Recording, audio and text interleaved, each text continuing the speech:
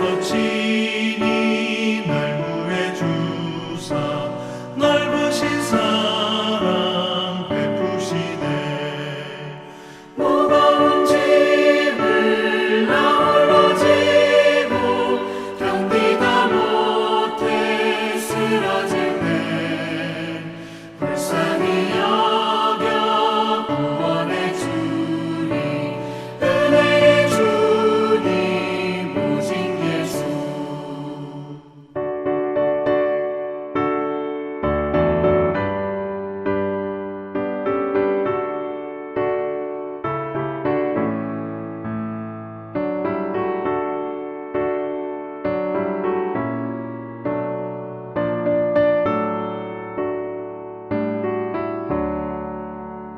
내 짐이 점점 무거워질 때 주 예수 앞에 아뢰면 주께서 친히 날 구해 주사 내 대신 짐을 져주시네. 무거운 짐을 나 홀로 지고 견디다 못해 쓰러질 때 불쌍히 여겨 구원해 주니 은혜의 주님 오직 예수. 마음의 시험 무서운 죄를 주 예수 앞에 아뢰면 예수는 나의 능력이 되사 세상을 이길 힘 주시네. 무거운 짐을 나 홀로 지고 견디다 못해 쓰러질 때 불쌍히 여겨 구원해 주니 은혜의 주님 오직 예수.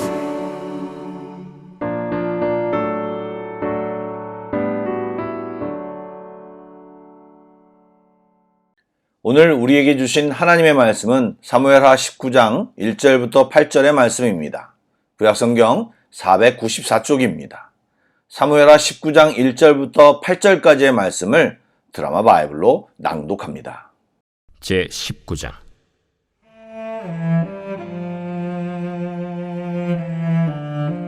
어떤 사람이 요압에게 아뢰되 왕이 압살롬을 위하여 울며 슬퍼하시나이다.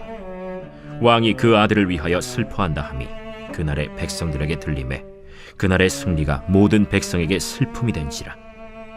그날의 백성들이 싸움에 쫓겨 부끄러워 도망함같이 가만히 성읍으로 들어가니라. 왕이 그의 얼굴을 가리고 큰 소리로 부르되 내 아들 압살롬아, 압살롬아, 내 아들아, 내 아들아! 요압이 집에 들어가서 왕께 말씀드리되 왕께서 오늘 왕의 생명과 왕의 자녀의 생명과 처첩과 비빈들의 생명을 구원한 모든 부하들의 얼굴을 부끄럽게 하시니 이는 왕께서 미워하는 자는 사랑하시며 사랑하는 자는 미워하시고 오늘 지휘관들과 부하들을 멸시하심을 나타내심이라. 오늘 내가 깨달으니 만일 압살롬이 살고 오늘 우리가 다 죽었다면 왕이 마땅히 여기실 뻔하였나이다. 이제 곧 일어나 나가 왕의 부하들의 마음을 위로하여 말씀하옵소서. 내가 여호와를 두고 맹세하옵나니 왕이 만일 나가지 아니하시면 오늘 밤에 한 사람도 왕과 함께 머물지 아니할지라. 그리하면 그 화가 왕이 젊었을 때부터 지금까지 당하신 모든 화보다 더욱 심하리이다. 왕이 일어나 성문에 앉음에 어떤 사람이 모든 백성에게 말하되 왕이 문에 앉아 계신다. 하니 모든 백성이 왕 앞으로 나아오니라. 이스라엘은 이미 각기 장막으로 도망하였더라. 새날이 밝았습니다. 주님의 평강과 은혜가 오늘도 우리 모두에게 넘치길 소망합니다. 오늘 인도네시아는 무함마드의 탄신일로 공휴일입니다. 또한 한국은 추석 연휴가 시작되는 날일 것입니다. 몸도 마음도 주님 안에서 참 쉼을 경험하는 귀한 날 되시기를 소망합니다. 아울러 오늘부터 유스코스타가 보고르에서 시작됩니다. 중고등학생들이 2박 3일 동안 은혜 안에 있기를 함께 기도해 주시기를 부탁드립니다. 말씀을 나누겠습니다. 오늘 본문은 짧지만 전반적으로 정치적인 행동들이 들어가 있기 때문에 설명이 좀 길어질 것 같은데 편한 마음으로 들어주시기 바랍니다. 1절을 보시면 성경 장면은 다윗에게서부터 전장을 수습하며 야전에 있는 요압에게로 전환되었습니다. 구스 사람과 아히마아스를 전령으로 보낸 요압은 매우 긴장하며 마하나임 성으로부터 오는 소식을 기다리고 있었을 것입니다. 요압이 다윗의 명령을 무시하고 압살롬을 죽였을 때는 다윗과 극단적인 관계까지 염두에 두었을 것입니다. 어쩌면 요압은 야곱을 죽이는 것으로 자기 편에서 다윗을 향한 메시지를 던진 것이라 할 수 있습니다. 어차피 반란으로 지도력에 큰 타격을 입은 다윗이 군권을 장악한 요압을 무시할 수 없었을 것이고, 요압은 이 기회에 다윗을 향한 자기의 영향력을 확고히 해두려고 다윗의 명령을 어기고 압살롬을 죽였던 것입니다. 이제 요압의 예상대로라면 다윗이 움츠러들어 귀환을 촉구했어야 했는데, 정작 전해지는 소식은 다윗이 공공연히 압살롬의 죽음을 슬퍼하며 백성들 앞에서 통곡한다는 것입니다. 분명히 전쟁을 이겨 기쁘고 즐거워해야 하는데 슬픔이 가득합니다. 반란군의 진압에 맞추어져야 할 초점이 압살롬의 죽음을 애도하는 분위기로 이상해졌습니다. 생각해 보시기 바랍니다. 반란군의 진압에 초점이 맞춰졌다면 요압이 승리의 주역이 되겠지만, 압살롬의 죽음이 초점이 된다면 압살롬을 죽인 요압의 항명은 도드라질 수밖에 없는 것입니다. 결국 요압이 다윗에게 던진 승부수는 다윗의 애도로 말미암아 다시 화살이 되어 요압에게 날아온 셈인 것입니다. 그래서 승전을 한 군대임에도 패잔병처럼 몰래 성으로 들어왔습니다. 만약 승전의 분위기가 조성되었다면 요압은 승리의 주역으로 모든 사람의 주목을 끌었을 것입니다. 사실 일찍이 아히도벨이 압살롬에게 조언했던 것처럼 요압은 압살롬만 죽여 동족 사이에 피 흘리는 전투를 최소화했습니다. 물론 요압이 다윗의 명령을 어기기는 했지만 속내야 어떻든 현실적이고 효율적인 전투를 한 셈입니다. 그렇다면 반란의 진압을 위해서는 요압의 행동이 훌륭했다고 평가할 수 있습니다. 아마도 요압은 다윗이 이런 명분 앞에서 어쩔 수 없이 자신을 반길 것이라고 생각했을 것입니다. 그러나 다윗은 마하나임 온 성을 초상집 분위기로 만들었고 요압의 승전이 전혀 빛이 나지 않게 만들어 버렸습니다. 말씀을 살펴보면 군사들이 모두 귀환할 때까지 다윗은 얼굴을 가린 채 큰 소리로 압살롬을 부르며 통곡했습니다. 이 모습은 압살롬이 반란군의 수장이 아니라 왕자임을 상기시켜 줍니다. 이제 요압은 마하나임에서 더는 반란군을 진압한 영웅이 아니고 다윗의 명령을 어기고 왕자 압살롬을 죽인 장본인이 된 것입니다. 이에 다혈질인 요압은 다윗의 이런 행동을 더 이상 참지 못하고 항의하기 시작합니다. 그는 왕에게 나아가 대뜸 다윗이 자신들을 모든 사람 앞에서 부끄럽게 만들었다고 대들었습니다. 그리고 자신들이 다윗 왕은 물론 왕자와 공주, 후궁들 모두의 생명, 그러니까 왕실의 존속을 구원한 사람들이라고 강조합니다. 사실 이런 요압의 말이 틀린 얘기는 아닙니다. 왜냐하면 반란이 일어나면 왕뿐만 아니라 왕실의 모든 가족을 죽이는 것이 관례였기 때문입니다. 하지만 구원자라는 칭호에서 처음부터 요압이 받고 싶었던 대우가 무엇인가를 알 수 있게 됩니다. 이 말에는 왜 자신들의 공로를 치하하는 말을 한마디도 하지 않고 반란군의 수장이었던 압살롬의 죽음에만 초점을 맞추느냐는 항의가 들어가 있는 것입니다. 흥분한 요압은 급기야 하지 말아야 할 말실수를 해버립니다. 이게 선을 넘은 것입니다. 그는 다윗이 자신을 미워하는 자는 사랑하고 자신을 사랑하는 자는 미워한다고 말했습니다. 그리고 심지어 반란군을 진압한 지휘관과 군사들을 다윗이 멸시한다고까지 말했습니다. 요압도 이 말이 지나치다는 것을 알고 있었겠지만 그는 더 나아갑니다. 만약 압살롬이 살고 자신들이 죽었다면 다윗은 그것이 마땅하다고 여겼으리라고 말한 것입니다. 이 말은 왕의 권위를 침해하는 것이어서 신하로서 보일 태도와 말은 아니었습니다. 그러나 요압은 이제 한 걸음 더 나아가 다윗에게 일어나 군사들을 위로하라고 강요까지 합니다. 또 맹세까지 하면서 지금 그렇게 위로하고 다독이지 않는다면 당장이라도 다윗에게 반기를 들 수 있을 것처럼 협박까지 하고 있습니다. 이 말에서 결국 요압은 자신의 속내를 드러내고 말았습니다. 군권을 장악한 자신이 언제든지 다윗의 왕위를 위협할 수 있는 존재이니 제대로 대접하라는 뜻이기 때문입니다. 이는 요압의 결정적인 실수였습니다. 이제 반란이 시작된 이상 다윗과 그를 따르는 사람들은 언제든 다른 반란의 가능성을 염두에 두고 조기에 차단하려고 할 것인데, 이때 요압이 왕을 위협하는 말을 서슴지 않고 그것을 입으로 내뱉은 이상 이제 그는 그 경계의 첫 번째 대상이 된 것입니다. 결정적인 말을 아끼는 것은 정치인 다윗의 전형적인 모습입니다. 다윗은 일단 요압이 시키는 대로 일어나 성문에 앉았습니다. 이 행동은 인해 군사들에게 퍼졌고 그들은 왕 앞으로 나아갔습니다. 다윗은 요압이 말한 대로 군사들을 위로했을 것입니다. 그러나 이제 다윗과 요압의 갈등은 돌이킬 수 없게 되었습니다. 성경은 압살롬과 함께했던 이스라엘 군대가 각기 장막으로 도망친 것으로 오늘 본문의 이야기는 마무리됩니다. 사랑하는 여러분, 제가 여러 번 말씀드렸지만 요압은 구약에서 가룟 유다와 같은 사람입니다. 그는 구약에서 최고의 신앙인이라고 말할 수 있는 다윗과 오랫동안 함께 있었음에도 불구하고 하나님을 개인적으로 만나지 못했고 결국은 마위를 걷고 말았습니다. 말씀을 살펴보면 요압은 똑똑하고 전쟁에 능한 장수임을 알 수 있는데 하나님의 인도하심을 전혀 받지 못했기에 결국 실패의 길을 걷고 말았던 것입니다. 하나님의 말씀과 하나님의 기적을 보는 것보다 중요한 것은 내가 말씀에 순종하는 것이고 말씀의 능력을 체험하고 하나님을 경험하는 것입니다. 그리고 똑똑한 것보다 순종이 우리에게 능력입니다. 똑똑하면 다른 사람보다 더 똑똑하다는 것이지만 순종은 하나님의 약속과 지혜와 능력을 경험할 수 있기 때문에 순종의 삶을 배우고 그 능력을 경험하는 것이 정말 중요한 것입니다. 또한 우리는 사람과의 관계 속에서 또 여러 가지 상황 속에서 우리 마음속에 나쁜 마음을 가질 수 있습니다. 그럴 때 하나님과 빨리 해결하고 우리 마음속에서 그것을 제하는 것이 지혜로운 것입니다. 말씀도 우리 마음밭에 떨어지면 열매를 맺듯이 죄악도 나쁜 생각도 우리 마음에 뿌리를 내리게 되면 어떤 모양이든 드러나게 되어 있습니다. 바라기는 우리 마음에 솟아나는 죄된 생각과 쓴뿌리들을 뽑아내고 주님 앞에 온전하고 순전한 마음으로 나아가는 우리 모두가 되기를 주님의 이름으로 축복합니다. 아멘. 기도하겠습니다. 좋으신 하나님, 우리에게 언제나 좋은 것을 주시며 선한 길로 인도하심을 믿습니다. 저희들이 겸손하기를 원합니다. 주님을 인정하고 순종하며 살기를 원합니다.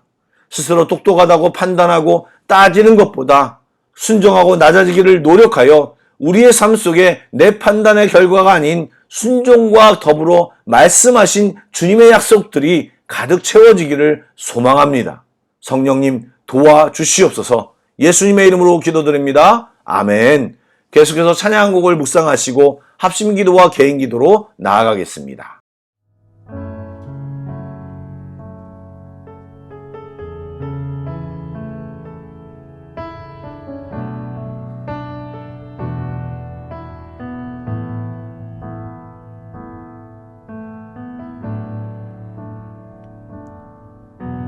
주여 우린 연약합니다.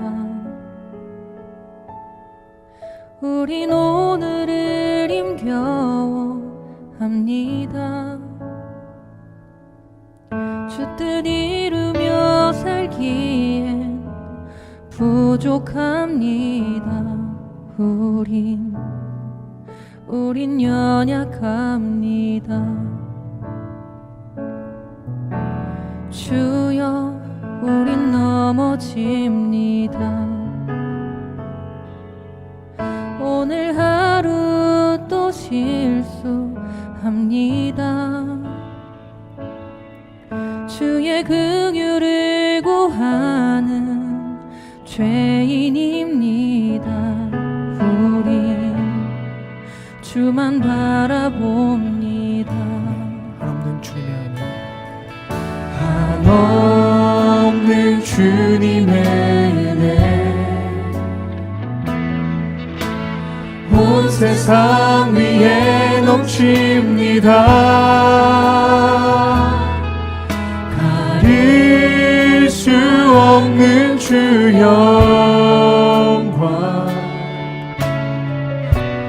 온 땅 위에 충만합니다.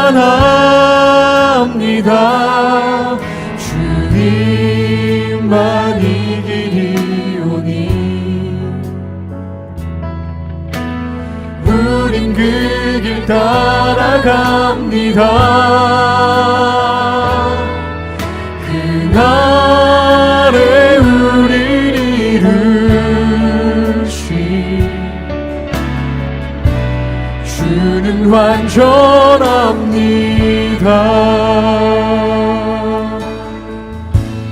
주여 우린 연약합니다. 주여 우린 연약합니다. 우린 오늘을 힘겨합니다. 주 뜻 이루며 살기에 부족합니다. 우린 연약합니다. 주여 우린 넘어집니다. 주여 우린 넘어집니다. 오늘 하루 또 실수합니다. 주의 긍휼을 구하는 죄인입니다. 우리 주만 바라봅니다. 한없는 주님의 은혜, 한없는 주님의 은혜 온 세상 위에 넘칩니다. 가릴 수 없는 주 영광 온 땅 위에 충만합니다. 주님만 이 길이 오니 우린 그 길 따라갑니다. 그날에 우릴 이루신 주는 완전함 한없는 주님의 한없는 주님의 은혜 온 세상 위에 넘칩니다. 가릴 수 없는 주 영광 온 땅 위에 충만합니다. 주님만 이 길이 오니 우린 그 길 따라갑니다. 그날에 우릴 주님의 그 길만이 우리의 온전한 길임을 우리가 이 시간 알게 하여 주시옵소서. 그 주님의 그 길을 내가 따라가는 자가 되겠다고 시간 다 같이 기도하며 나가길 원합니다. 기도하겠습니다.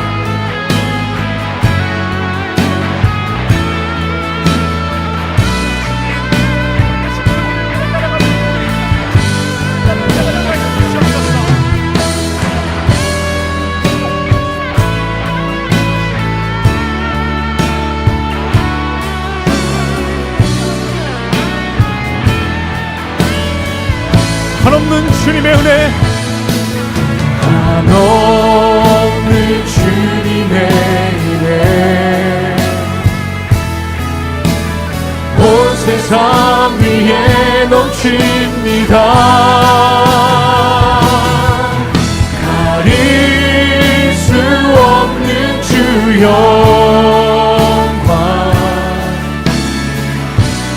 온 땅 위에 충만합니다. 주님만 이 길이 오니 우린 그 길 따라갑니다.